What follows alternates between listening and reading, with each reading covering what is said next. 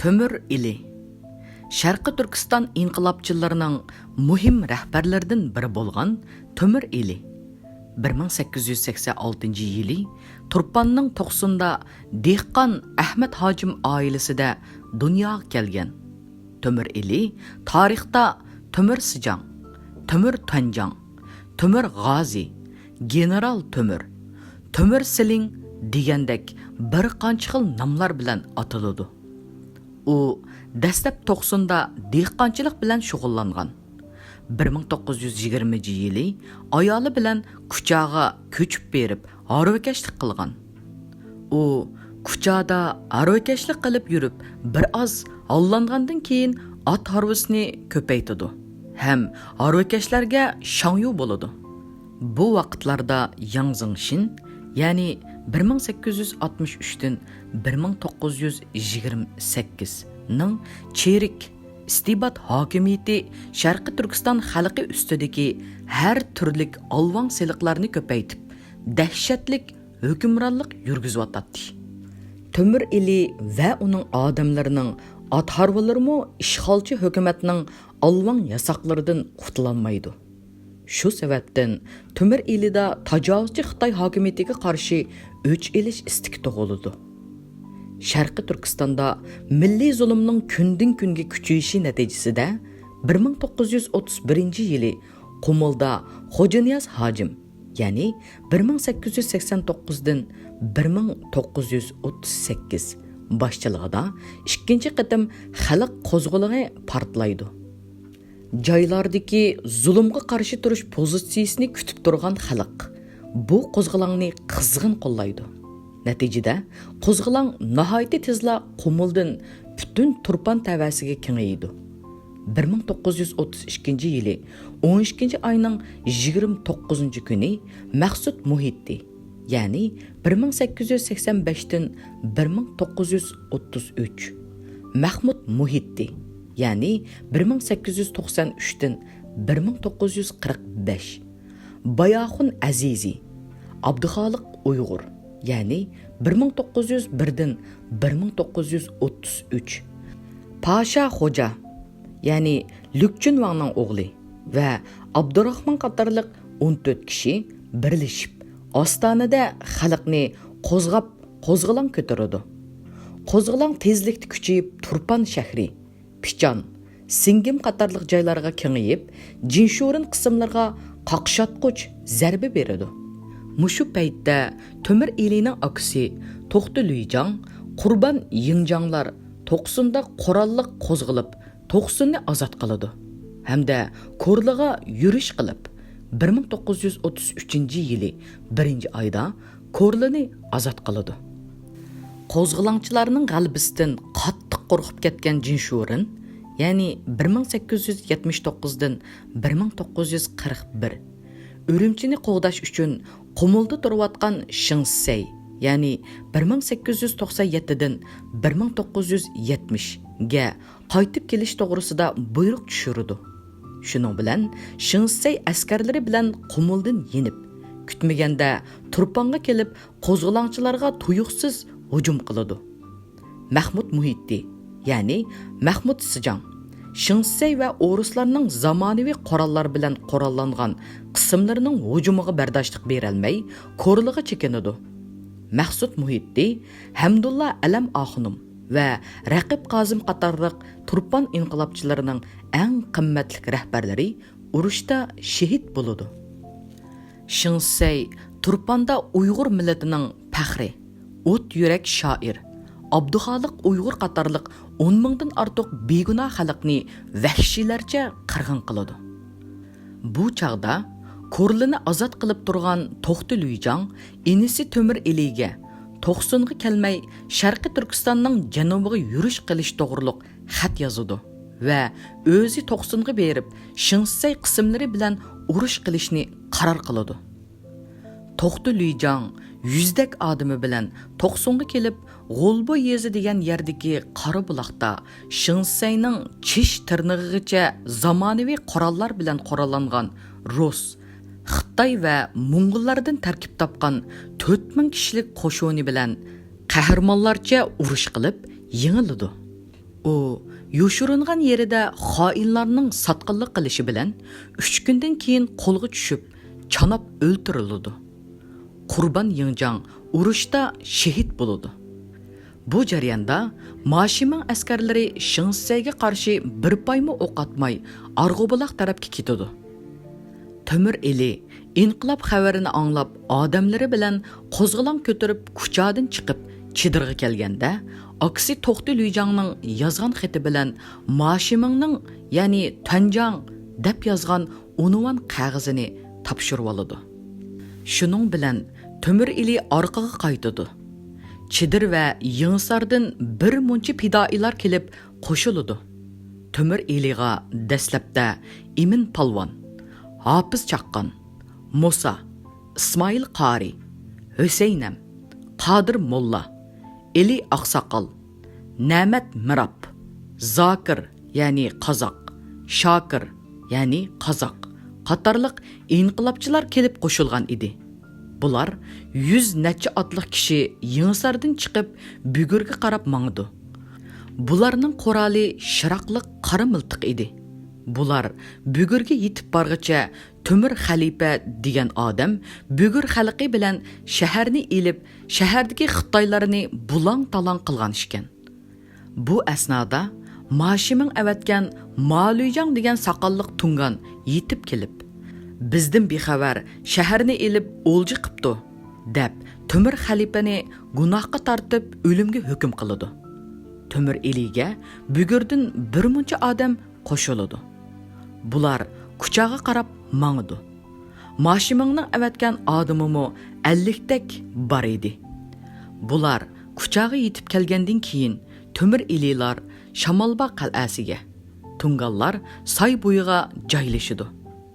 Tungan askarlar kuchaga kelibla bahona tepib Islombay degan odamni tutib bog'lab, uningdan nurg'un pul mol undirib oladi. Bu orqali qo'rqinch silib boshqa boylarningmi nurg'un pul mollarini ilib oladi.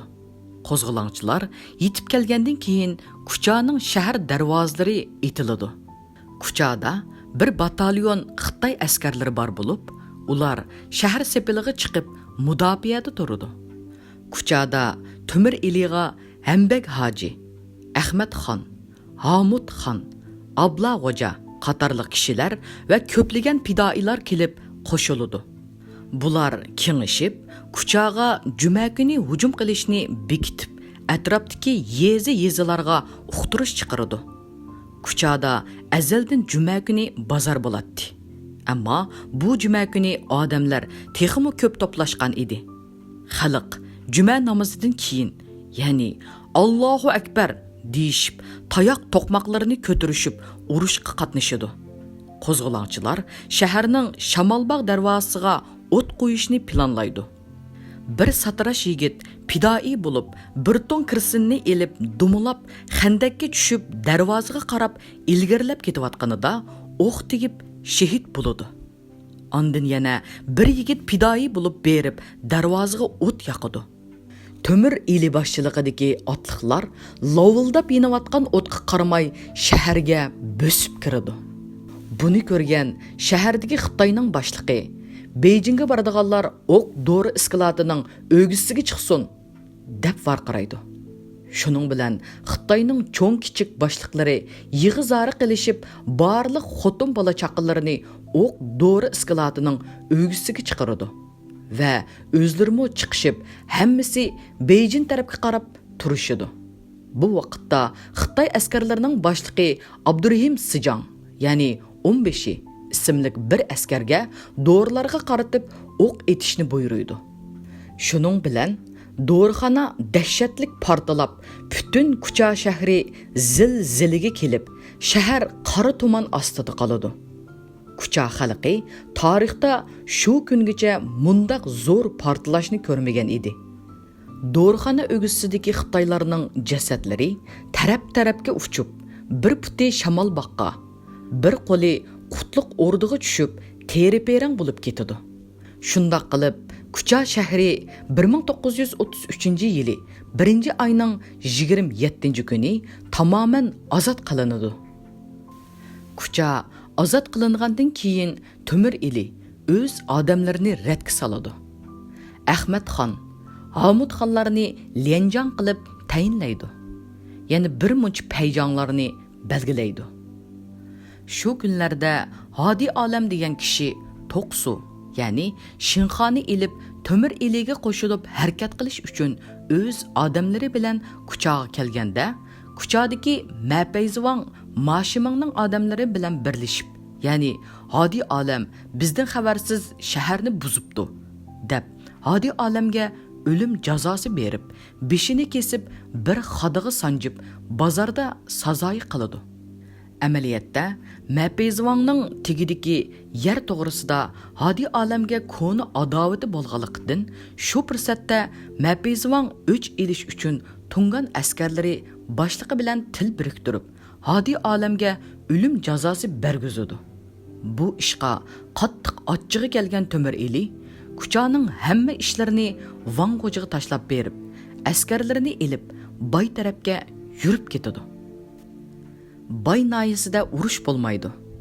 Yaqayiriqqa kelib bir kecha qo'nadi. Bu chaqda Qashqardan Yangtuanjang, ya'ni Chimən 4-500 askari bilan kelib Yaqayiriqning janubidagi Toji Xo'raz degan tog'liq rayonga o'rinlashib, yo'l to'saydi. Tۆmür eli Chimənning askarlari bilan urush qiladi. Bu vaqtda Jinshurunning elida turishliq qo'mondoni Jangpianning bir qism askarlari tuyuqsiz Muzart tarafidan yordamga kelib qoladi. Urush nihoyatda qattiq bo'ladi. Tۆmür eli ular bilan 3 kecha kunduz urushib, oxiri to'liq g'alaba qilib, ularning 2 dona zambarak, bir harva o'q va nurg'un 5 atar miltiqlarini g'animat elib, davomliq Aqsuga qarab ilgirlaydi. Bu vaqtda Tۆmür elining 200 atrofida, Tunganlarning 50-60 atrofida askarlari bo'lib, bu urushda Tungan askarlari kuch chiqarmaydi. Ammo o'ljiga kelganda kuch chiqarganligidan Uyg'ur askarlar norozi bo'ladi. Bu chaqda Ko'rildan Eli hoji, Qara shahardan Hofiz Luyjan qatorliq inqilobchilar bir qism inqilobchilarni boshlab, Yaqayiriqqa kelib, Tۆmür eli rahbarligidagi qo'zg'olonchilarga qo'shiladi. Shuning bilan Tۆmür elining odami ko'paydi. Tۆmür elilar jamg'a kelganda bir qancha odami bilan qutilgan Chimən qechib ketib etib, qirg'in qilgan odamlarning jasadlari, ya'ni bular jami 180 odam, texi bar ishkan. Qo'zg'olonchilar xalq bilan birlikda yig'i-zori qilishib, ularning namozini tushirishib, yerlikka qo'ydi. Tۆmür eli Aqsuga kirgandan keyin Xo'janiyaz hojim uningga, ya'ni bu chaqda Xo'janiyaz hojim Guchongda edi, Sijang, ya'ni diviziya komandirlik unvonini berdi. Tۆmür Sijang Aqsuda turgan mezgilida qismlarini ratlab, Hamdambek hoji, Əmət xon, Mahmud xon, Hofiz Luyjan va İlhoji qatorliq qo'zg'olon rahbarlarini Tuanjang qilib tayinlaydi. Uningdan boshqa Abduqodir Fuguanjang, To'xti Yingjang qatorliq kishilar muhofizachi qismlarning boshlig'i bo'ladi. Aqsuliq Boyiz Shangyu Uchturpan tarafdan bir qancha yuz pidoi boshlab kelib, Tۆmür Sijangga qo'shiladi. Boyiz Shangyuga Luyjang, ya'ni brigada komandirlik unvonini beradi. Shuningdan keyin Tۆmür Sijang qo'shinni boshlab Maralveshiga qarab yo'lga chiqadi. 1933-yilining boshlarida Xitoyning Sharqi Turkistonning janubini besib yotgan askarlarining diviziya qo'mondoni Jinshuji u tarafdan Xotan inqilobchilarining g'albisi, bu tarafdan Tۆmür elining g'alaba qilib Qashqarga ilgirlishi bilan qo'rqib ketib, dori yeb o'lib oladi. Uning o'rniga Lüdong ismli Xitoy bosh qo'mondan bo'ladi. Li Dongrong Tۆmür Sijang qismlarini to'sish uchun to'pchi va otliq qo'shinni boshlab, Maralbeshining Tumshiq degan yerga yetib berib, istikam qurdi. Bosh qo'mondan Li Dong qo'shindan bir o'tang beri bo'lgan Charbog'da qo'mondonlik shtabi qurdi. Yaqayiriqdagi jangda mag'lub bo'lib chiqqan Chimənni orqa saf ta'minoti boshqurishga, qo'shimcha Maralbeshining hokimligiga tayinlaydi. Shundaq qilib, Maralbeshining Tumshuq degan joyida ikki taraf o'rtasida qattiq urush bo'ladi. Bu vaqtda Tۆmۈر Sijangning yenidagi Tungan askarining qo'mondoni Majansang edi. Qurol jihatda Xitoy qo'shini ustunlikka ega bo'lib, qurollari xil, o'qlari ko'p edi. Fidoilarning qurollari nachar, o'qlari yetarsiz edi. Uyg'urlarning qurollari Tunganlarga qaraganda texmo shundaq edi. Tۆmۈر Sijang asosliqi nachar qurollar bilan qurollangan, ko'pinchisi kaltak cho'moqliq odamlarini boshlab urushga kirishib ketadi. Bu urush nihoyatda qattiq bo'lib, 47 kun davom qiladi.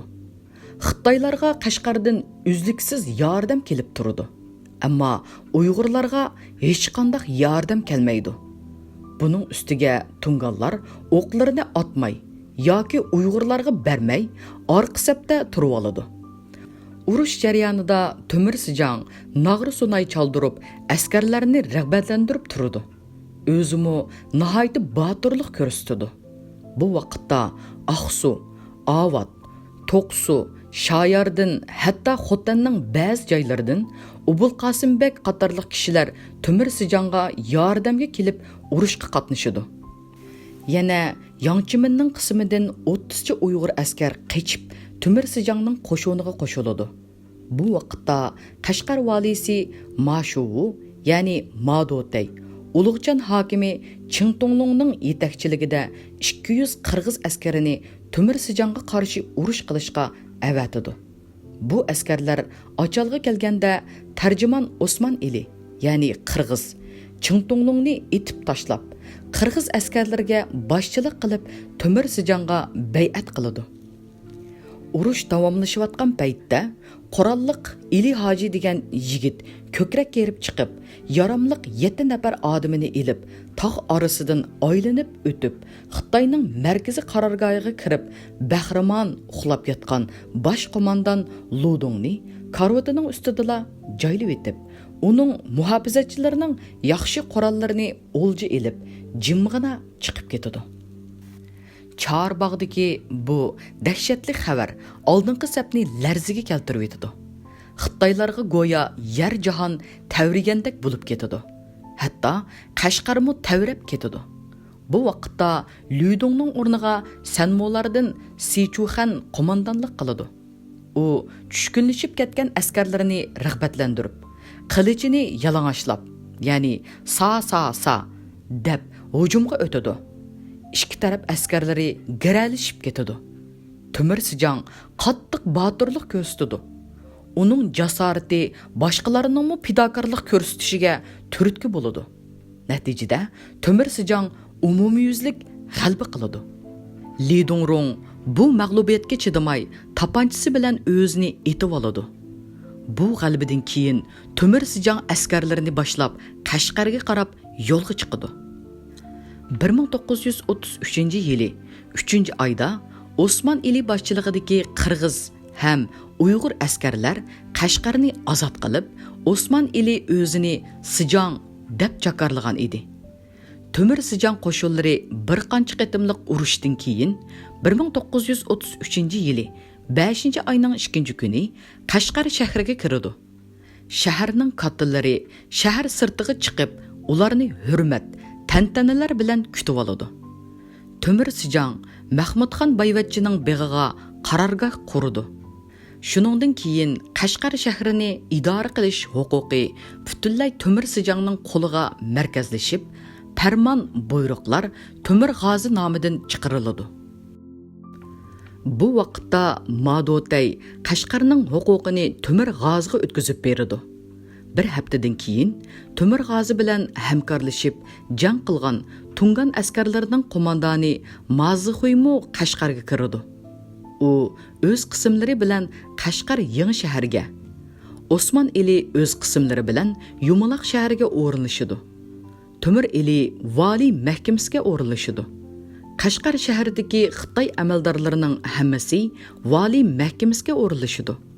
Tۆmۈر Sijang ularni o'z himoyasiga oladi. Qashqarda qon to'kilish bo'lmaydi. Bu jarayonda Qashqarda qurilgan Millat Majlisining qaroriga asosan Tۆmۈr g'oziga askariy ishlarni boshqarish huquqi beriladi. Ammo u ba'zida ma'muriy ishlarga aralashib oladi.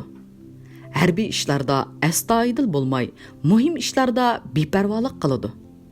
Tunganlarning turli gumonliq ishlarini ko'rmasga soladi. Xo'janiyaz hojim, ya'ni tunganlar bilan orimiz buzildi. Darhol yangi shahardagi tunganlarni yo'qitinglar, deb avatgan xatni Mazuxuyga topshirib beradi. Tunganlarning yaqin do'sti, o'zi turayotgan bog'ning egisi İbrahim Lozung Madutayning maxfiy plani bo'yicha milliy qo'shin tashkil qilg'ili ruxsat so'raganda, ruxsat beribla qolmay, bu qo'shinning chiqimini o'z ustiga oladi. Tۆmۈr g'ozi Qashqardagi milliy qismlarni ratlagandan keyin Yorbog' darvosining beshidagi Tuman daryosining bo'yida cho'ng yig'ilish o'tkazib, harbiy ko'rak hisobida mashrab va o'g'liq tortish faoliyatlarini uyushtirdi. Mazuxuy buni o'zlariga qartilgan namoyish deb qarab, buningdan norozi bo'ladi. Shuning bilan ikki tarafning munosabatida normalsizlik yuz berdi. Keyin Xotan qo'zg'olonchilari Sobit Damollam, ya'ni 1883 dan 1941 bilan Amir Abdullah, ya'ni Shah Mansur boshchiligida Qashqarga kelib, mustaqil Sharqiy Turkiston Islom Jumhuriyati qurish haqida Tۆmۈr g'ozi bilan kengashidi. Tۆmۈr g'ozi "Men Yiroqdan urush qilib keldim" deb o'ziga tamanno qiladi. Natijada Amir Abdullah tarafdan uni ko'zga ilmay, o'qimagan harvikash, u cho'ng ishlarni qila olmaydi, shaharni bo'shatsin deydi. Natijada Tۆmۈr g'ozi 1933-yili 8-oyning 7-kuni Sobit Damollam bilan Amir Abdullah qismlarini qurolsizlantirib, Sobit Damollam bilan Amir Abdullahni qo'lga oladi. Ularning askarlarining qurollarini tortib olib, kaltak chumoqlarini bir yerga yig'ib ko'ydirib etib, o'zlarini Xotanga qaytarib etdi. Bu kunlarda Xo'janiyaz hojim bilan Majungyun o'ttirisida ixtilof tug'ilib, ikki taraf o'ttirisida to'qinish yuz bergan edi. Xo'janiyaz hojim Tۆmۈr g'oziga Shinsay bilan ittifoq tuzganligi to'g'risida xat yozadi. Xat Guchingdan yozilgan bo'lib, uni To'qsulliq Shirvaxun degan kishi ilib kelgan edi. Tۆmۈr g'ozi, ya'ni Shinsay akam To'xtaxunni chanab o'ldirgan. Uning bilan do'st bo'lmayman. Majungyun musulmon. Uning bilan urushsaq ravo bo'lmaydi. Men bu ish qo'shilmayman, deydi. Osman ئېلى bu xatdan xabar tepib Tۆmۈr g'oziga: "Yangi shahardagi tunganlarning payli buzuq. Biz vaqtida ularni qurolsizlantirayli", deydi. Tۆmۈr g'ozi Osman ئېلىning fikriga qo'shilmaydi. Shuning bilan bu ikkisining o'rtasidami ixtilof tug'iladi. 1932-yili Tۆmۈr g'ozi otasi Ahmad hojimni haramga yo'lga solgan edi. 1933-yili yozda Ahmad hojim Sharqiy Turkistonlik bir to'p hojimlar bilan hajidan qaytib Hindistonga kelganda, Hindistonni mustamlika qilib turayotgan Angliya hukumatı ularni kutib olib, haqsiz poyezdga o'ltirg'izib, har joyda qo'y o'ltirib, mehmonxonalarga o'rinlashtirib yaxshi kutdi. Bo'libmi, Ahmad hojimni Tۆmۈr podshohning otasi deb alohida hurmat ko'rsatdi. Sharqiy Turkiston chegarasiga kelganda ziyofat uyushtirib, Ahmad hojimning oldiga bir patnos tilla qo'yib, duo oladi va Tۆmۈr g'oziga ilib berishi uchun bir parcha xat beradi. Ahmad hojim qaytib kelgandan keyin xatni o'g'li Tۆmۈr g'oziga topshirib beradi. Tۆmۈr g'ozi xatni o'z uyida Yunus Bekka o'qitdi. Xat Angliyaning ayol podshohi nomidan yozilgan bo'lib, xatda "G'ozi podshoh degan maqtashlardan keyin siz podshoh bo'ldingiz. Qashqarda islom davlati qurdingiz. Do'st bo'layli, ittifoq bo'layli. 10-20 ming qurol yaroq lozim bo'lsa yetkazib beramiz. 10-20 ming askar lozim bo'lsa yetkazib beramiz" deyilgan ekan. Tۆmۈر g'ozi xatni o'qitib anglab, maqılını tishlab o'ltirib. Ular Nasara dinidagilar tursa, ittifoq bo'lib ulardan yordam tilaganlikdan ko'ra Allohdan nusrat tilasak bo'ldi, deb xatni e'tiborsiz qoldirgan. Shu kunlarda Qashqarda turishliq Sovet ittifoqi elchisi Samandagi Sovet elchixonasining orqa tarafida bir ziyofat o'tkazdi. Bu ziyofatga hojimlar, Qashqarning cho'ng boylari, diniy zotlari, harbiy boshliqlari qatorliq mingdan ortiq mehmon taklif qilinadi. Ziyofatning oxirida Tۆmür g'oziga va otasiga to'n kiygizdi va egar to'qimliq 4 dona qora arg'amoq ot sovg'a qiladi. Tۆmür g'ozi kashta uyiga yinib kelgandan keyin bolsheviklar bizning Buxoro sherifini vayron qilyapti.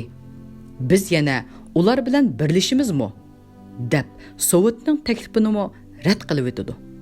Ya'ni, demakki, bu ziyofatda Sovet hukumati Tۆmür g'oziga ba'zi takliflarni sungan. Bu chaqda Abdukerimxon Mahsum, ya'ni 1870 dan 1955 Nobeshi maktab mudiri sifatida o'quvchilarni odatdagi qoida bo'yicha yangi shaharga Mazuxiy, ya'ni Majansonga salom berishga elib chiqdi. Tۆmür g'ozi nima uchun o'quvchilarni tunganlarning oldiga elib chiqdi? deb qoyib Abdurahimjon Mahsumni nurg'un kishilar oldida qattiq tanqid qiladi. Shuning bilan Qashqarning obro'li kishilari Tۆmür g'ozi yaramsiz, bilimsiz kishi ekan. Qashqarni bir harvakashga tatqizib qo'yibdiq degandek so'zlarni tarqitdi. Natijada Tۆmür g'ozi ittifoqdoshlarining hammasini chetga qiqib, o'zini yetim qoldirdi.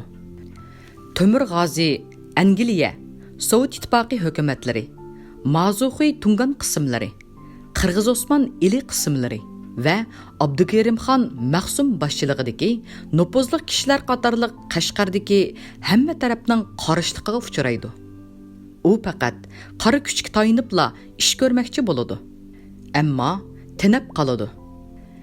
Dal mush paytda Majungyun uni bexudlashtirish uchun uningga siling, ya'ni generallik unvonini beradi va generallik tamg'asini topshiradi. Tۆmür g'ozi bir kun tamg'a topshirib olish murosimi o'tkazadi.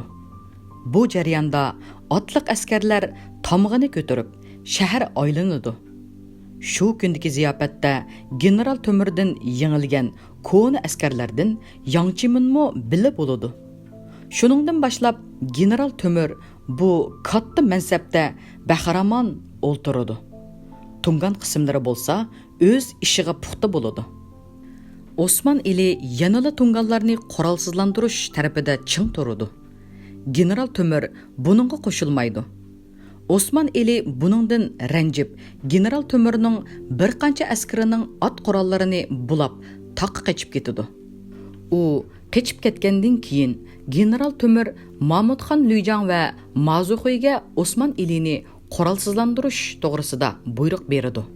Әтісі бұйрықны ijro qilmagan Tungan Yungminganni boshqalarning to'sqiniga qaramay etib o'tadi.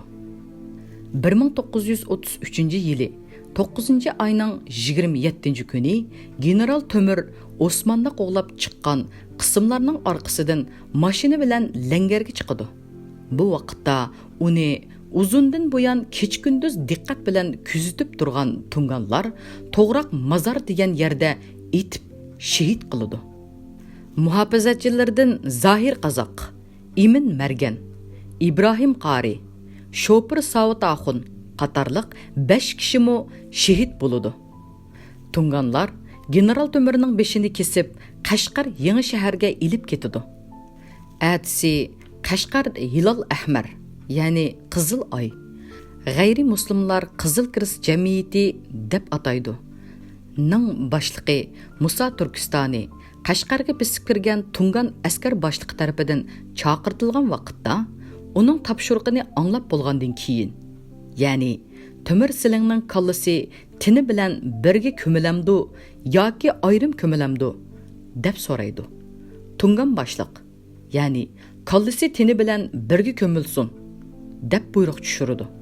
Şunun bilan general Tömürning beshi elib kelinib, tini bilan birga to'g'roq mazoriga dafn qilinadi.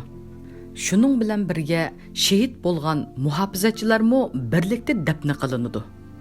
Uning bilan birga shahid bo'lgan muhofizachilarmo birlikda dafn qilinadi. Sharqiy Turkiston inqilobchilarining muhim rahbarlaridan biri bo'lgan rahmatlik Tۆmür ئېلى shahid qilingan vaqtida 47 yoshda edi.